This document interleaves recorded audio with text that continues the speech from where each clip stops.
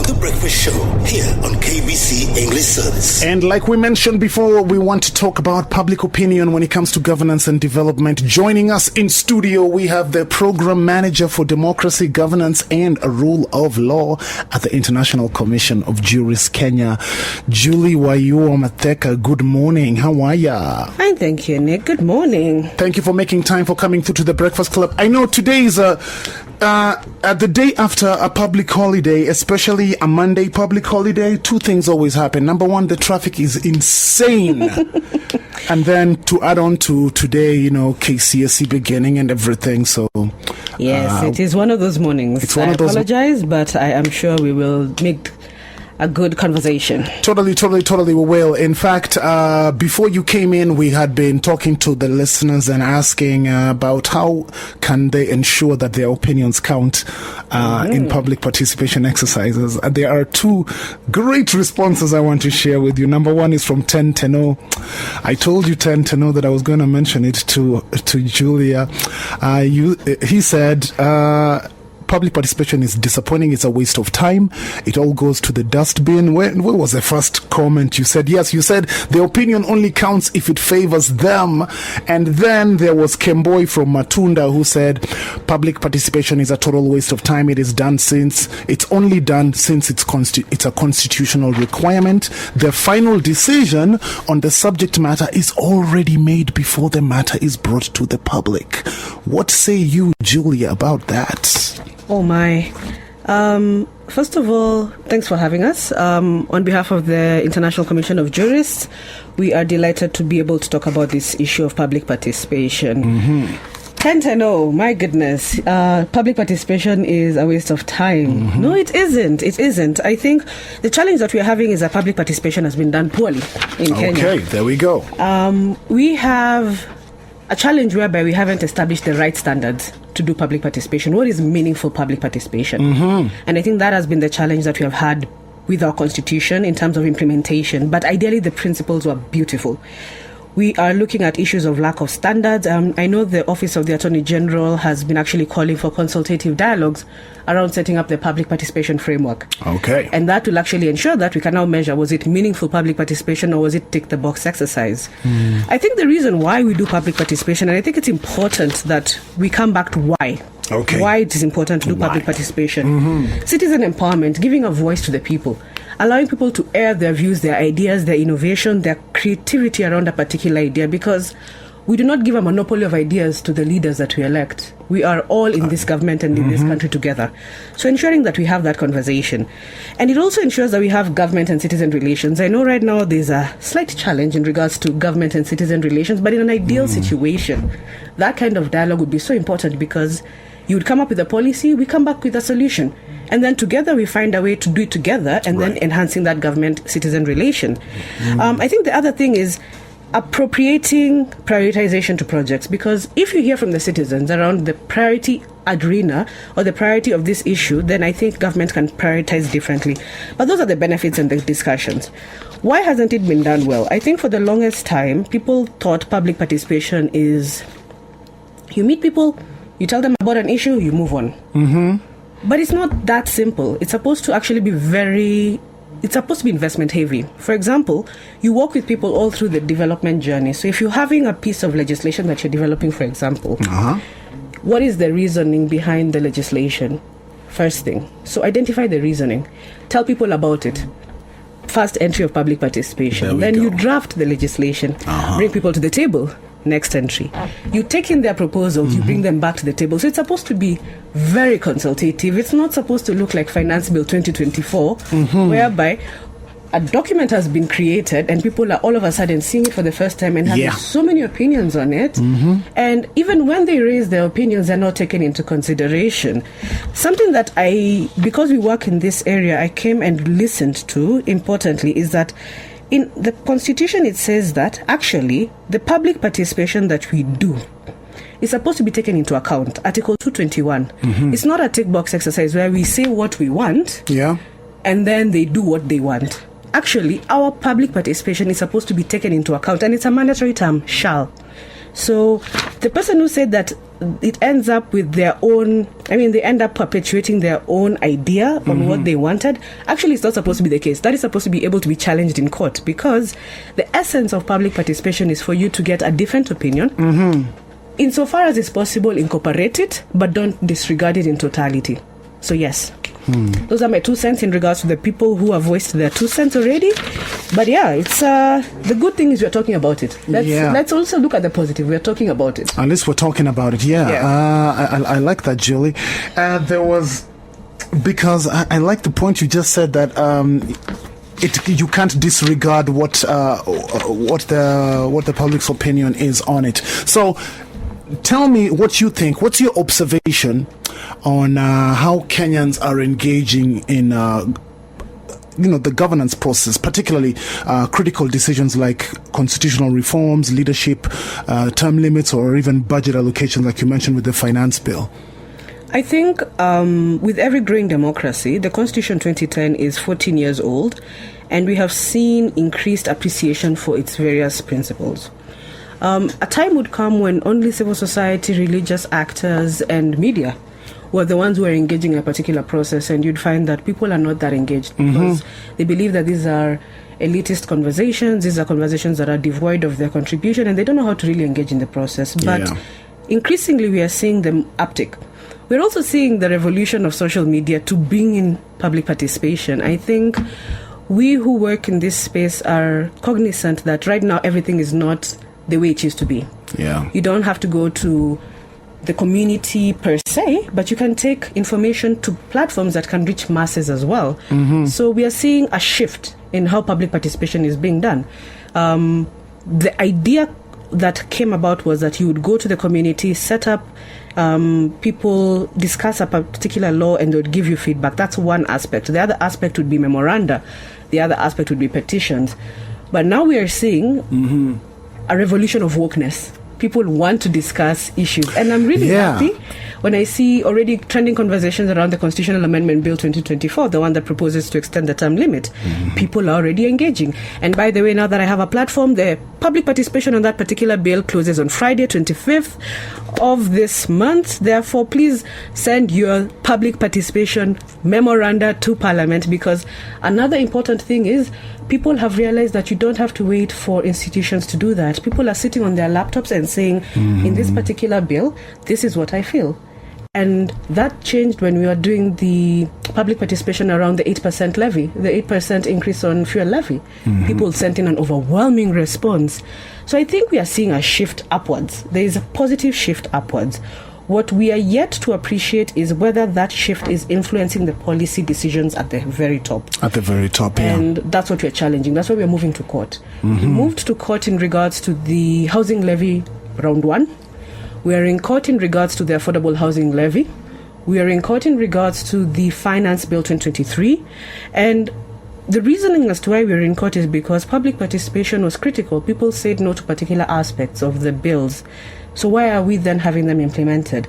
I think it's important that government also appreciates that public participation is a core fundamental principle in every aspect of legislation drafting. So if you do not do it, then of course it will raise constitutional issues, and therefore a lawsuit shall come.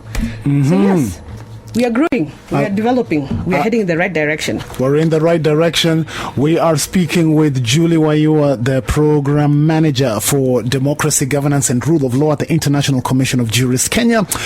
You touched on something regarding public participation that we want to share with you. Our production team, led by Laureen and Kelvin and Grace as well, they went out to gather opinions from Kenyans on whether they have participated in the ongoing memoranda and public hearing of the extension of political leaders' terms. Are they in favor of it or are they against it? Take a listen to what Kenyans had to say. I'm Michael Ogutu from Ruaraka Sub-County. Yes, I have. I don't support that because, number one, I don't see any point of extending the term. In fact, it should be reduced. My name is Brenda Machala.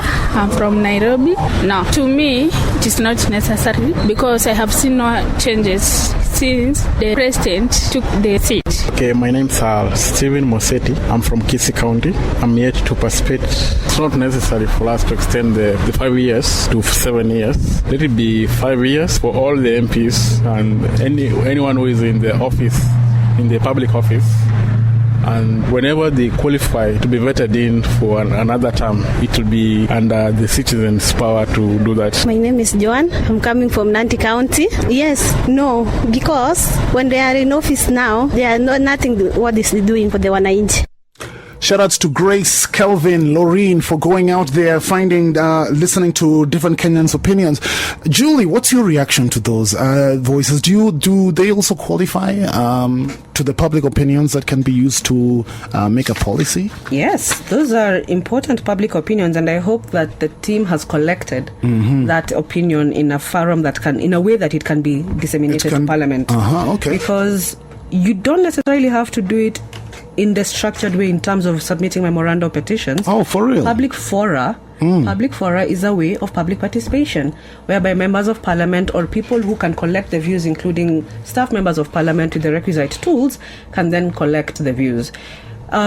Media really shapes the narrative. And if you think about it, when we were having the Finance Bill, then Act 2024, you went out into the streets and talked to a lot of people. These people might not have gotten the opportunity to write down the memoranda, but they already expressed concerns around issues on sanitary towels, diapers, increase in particular issues. So people spoke about it, and while others were speaking about it in form of written submissions, they were speaking about it, and those voices count. In regards to the subject matter, I think it is important that as a democracy, we hold true to tenets of democracy, which is also constitutional, which is also political and leadership changes. We should have a situation where after 5 years, you show us what you've done. Exactly. Show us your track record. If indeed you want another term, we will give you another term because of your successful track record. But do not extend the term limits, because as Kenyans, we have a deep history. You can extend this term limit in perpetuity. And you do not want a situation whereby you cannot recall and remove democratically your elected leader. As it stands right now, we have a challenge in terms of recalling our elected leaders because of the lack of proper constitution of IEBC. So how then will citizens be able to hold their leaders into account unless they have an opportunity to change that leadership in 5 years? So from where we sit, I think this is the watering down of a democracy if we start extending term limits, because the constitution that we all ascribe to, the constitution that we all gave ourselves in 2010 is the same that we have used, and it has worked for 2 presidents. People have left after 10 years. People have left after 10 years. So why are we extending it now? Why are we extending it now? Good question. Another question coming your way, Julie. How well informed do you feel that citizens are about their constitutional rights and the role of the rule of law in governance? I think citizens are very informed. I am pleasantly surprised when citizens quote Article 37 in regards to peaceful demonstration, peaceful picketing and presentation of petitions. I love it when you talk about the Bill of Rights in terms of the whole chapter, freedom from discrimination, Article 27. People know these things, and even if they're not quoting them by article, they know that the Constitution says, I am entitled to a lawyer, I am entitled to be brought before court in 24 hours, I am entitled. So people know their rights. I think the challenge that we are having is in certain situations, their rights are being watered down. I think we need to have a very strong conversation about the fact that peaceful protests are now being clamped down, because the way to actually present your public participation issues is through memoranda or petitions. You petition your elected leader, you petition the House of Parliament, you submit it to them. Sometimes in the process of submission, you want to peacefully assemble and you want to move with the delegation of people who are aggrieved by a particular issue. And that is actually a peaceful assembly. So why then are we having a challenge when it comes to allowing people to actually collate and congregate on an issue that is affecting them and present their petition? Why do we have situations where people are being tear-gassed, arrested? Was it yesterday? No, on the public holiday itself, on Sunday. We had people who were arrested at Uhuru Park. Why? Yeah, to Uhuru Park first, it's a public space. Let's start there. Space. So ideally, everyone should be able to go there. And even if they are getting there and actually talking about a particular issue, we should protect that right. We should have a situation where citizens engage their police officers in a dialogue, whereby we say, we are here, I know, hot button issue, but engage in a dialogue. We are here to honor our 60 fallen soldiers. That is how we want to celebrate our Mashujaa Day. Respect that, honor that, and protect us. It is supposed to be that diplomatic. It is supposed to and be. If you think about it, even the use of the tear gas canisters ideally was outlawed. We have a court petition from Malindi that said that you should not use, yes, you should not use tear gas, you should not use lethal force, particularly live bullets or even rubber bullets, to quell protesters, because are they posing a legitimate threat to you? So I beg to differ in regards to how the police service has been approaching the question of protest, because I think it's been very heavy-handed, and I would wish that they would see that every agitation is for the citizenry and for the people of Kenya and not for one person. It's for all of us. It's for all of us. Yeah. How do you think the public perceive the justice system in this country? We've seen stories, numerous stories of some people getting away with certain crimes. We have seen some people being jailed for things that are just like, that's a very light misdemeanor, but how do you let this big person go away with all this money, yet you jail this person for stealing a chicken because he didn't have food? Like, where does the public stand when it comes to do we believe in the justice system in this country? That is a beautiful question. Do we believe in the justice system in this country? No, as an officer of the court, I have to. As an advocate, I have to believe in the justice system in the country. But I don't think that same belief is carried by a lot of Kenyans who have been arrested for minor and petty offences, as you've rightly put it.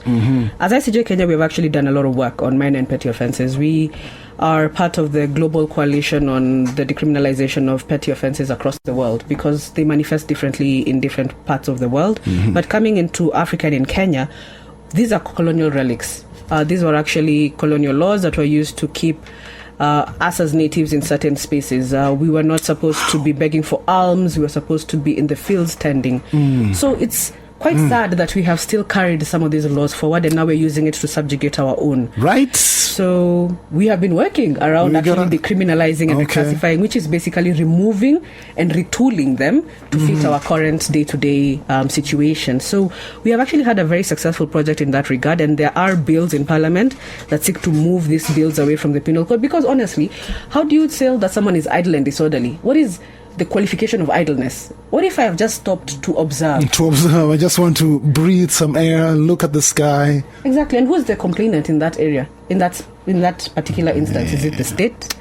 Who is the complainant really? So we have found that these laws target poor, vulnerable people, and they are quite discriminatory in their nature. And interestingly and sadly, they target people from the informal settlements a lot. From the informal settlements. In the informal settlements. So that is why you will find that on a particular Monday, you will find that the police cells are full to the brim. And if you were to go there, per se, on Friday, you would find that there were even more. So again, it also breeds avenues of corruption, because a lot of people are asked to part with a small token, and then they're released to go spend their time on their weekend with their families. But then on Monday, when you come before court and you're seeing the kind of charges people are charged with, petty offences, drunken disorderly, nuisance, idle loitering. Is that the way we should really prioritize our criminal justice system? Is that the real purpose of the criminal justice system? And you see, when they go to prison, it's congested. So even in terms of ascribing to the international standards on detention, we are not there. So you perpetuate more harm to this person. So not only have you violated their human rights, because potentially the reason you were arresting them was because they were poor and vulnerable, you have incarcerated them, therefore depriving them of their liberty, right to liberty.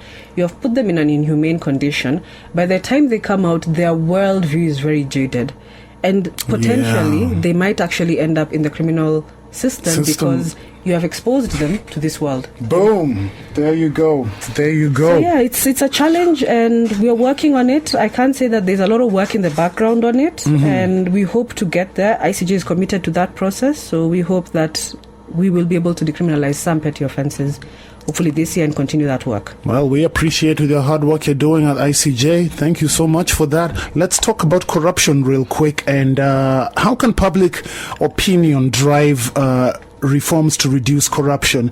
I think every Kenyan, by the time you're like, I want to say 5 or 6 years old, by the time a Kenyan is 6 years old, they are very aware of corruption because they hear it, they hear their parents talk about it, they see it on the news, the teachers say it, and then eventually even, because there's like levels of corruption. I think someone might not appreciate this, but if you're in class and then there's a list of noisemakers written by the prefect, and then you know your name is on the list, and then you tell the prefect, where shika 10 bob, or I'll give you my chocolate at break time, rub my name, sour. Like it starts from that very basic level. So if we're talking about public opinion, everyone knows in Kenya that there is corruption, that a bunch of leaders, not all of them, but a bunch of leaders are corrupt. How can we have a discourse about ending corruption, and can it even be done? Yes, it can be done. I think we just have to be very deliberate about it, and it starts with you as a person. People normally associate corruption with the grandiose corruption, Yeah. you know, the billions, and the multi-millions, and we think that those are corrupt people. But by the time you're also giving and parting ways with a small amount of money for you to be allowed to continue with your journey, having done a traffic offense, you're being corrupt. You are corrupt. So how do we go about it? I think it starts with you. Change starts with you. So when, as an individual, you change how you engage with the system, you start incremental changes.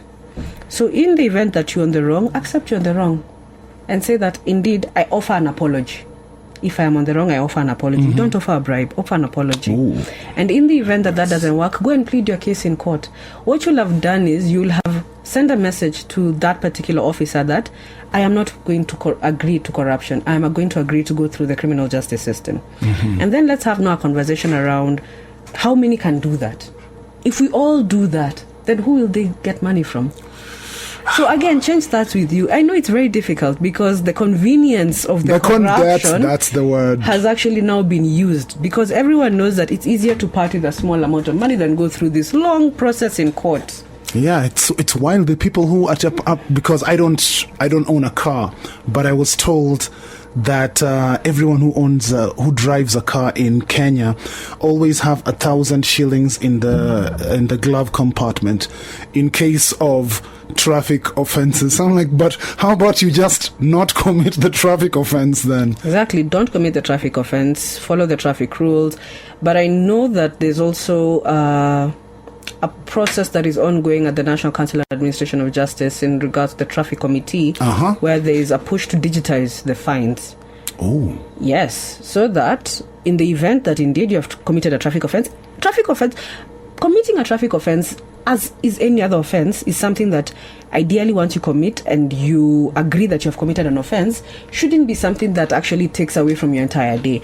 You agree that you have committed an offense, you apologize for the offense. If you're going to be fined, you get a fine and you move on with your day, and then you come back, pay your speeding ticket, or do whatever you're meant to do in order to, rectify the situation, remedy, and come back to good standing of the law.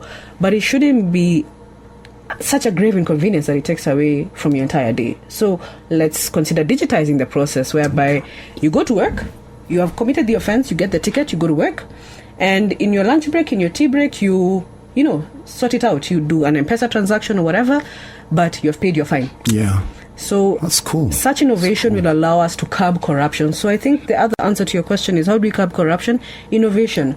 Going cashless in certain systems has really been revolutionary. In the judiciary, a lot of the processes are cashless. So, and that is something that citizens ought to know. A lot of the processes are cashless, so that we don't have interfaces of corruption. Yeah. Because if you want to file your documents, you file it through the online system, it's cashless. It's a good paper trail. So how do you exactly engage in corruption at the judiciary? I think it's also very intentional. There's an intentionality about corruption in the judiciary if you want to be corrupt in the judiciary, because the process is actually paperless. It's paperless. So I think Kenyans need to just realize that a lot of processes can actually end and change with you. Yeah, be the change you want to see. Exactly. Mahatma Gandhi on that one. But Kenyans can be crafty. We're very innovative people. Extremely. When it comes to everything, they always find a way. But there was something you mentioned earlier about social media. Yes. And how it's played a really, really good role when it comes to public participation and sharing of opinions with the public. Now, given what we witnessed, especially from the finance bill from June, a lot of spaces, a lot of X spaces have been opening up, a lot of people talking. And, everyone says, yes, Gen Z are the ones who lit the torch, lit the fire that now has ignited. Even older people are getting more involved. But if we look at the younger generation, the Gen Zs, the alphas, how are younger generations shaping public opinion when it comes to governance and development? Like, what role do they play, given that, honestly, in reality, the future is theirs? Yes, the future is theirs, and they have decided to take it and run with it. Generation Z and Generation Alpha are going to have a completely different world in regards to civic engagement and participation, because they have decided that change will begin with them, and they are part of the change. And hence why I reference the fact that I've already seen social media videos around the Constitutional Amendment Bill 2024. Yeah. They have already started educating in their own language about what the bill contains. And that is important. These bills are not for the elitists. These bills are not for Bunge. These bills are not for the politicians. These are our bills. So one thing that I've loved that they have done is that they are talking about the law in simple, straightforward terms. Yeah. It is not mad with legalese. Right. And that's why I've also tried my best not to involve the law and the jargon that we use in courts, because the law is simple. It is do, don't. Very clear. So the Gen Z, Gen Alpha generation are going to have the opportunity to use social media to change. But I also want to remind the Gen Z particularly, that a lot of them did not vote in the 2022 general election. This is true. And we have data towards that. There was voter apathy, lack of registration, lack of involvement by the young people on the day of the vote. And with all this political participation that they are going through and all this engagement that they are having on various platforms, I hope it can translate to them taking up political roles in terms of vying in political parties, demanding a space in political parties, and then coming out in the numbers to vote in the 2027 general election. Because if they do not, then the next the 4 years that we are having right now, the bridge between 2022 2024, will have been a waste. 2027 will have been a waste, because all the great conversation will not translate to change.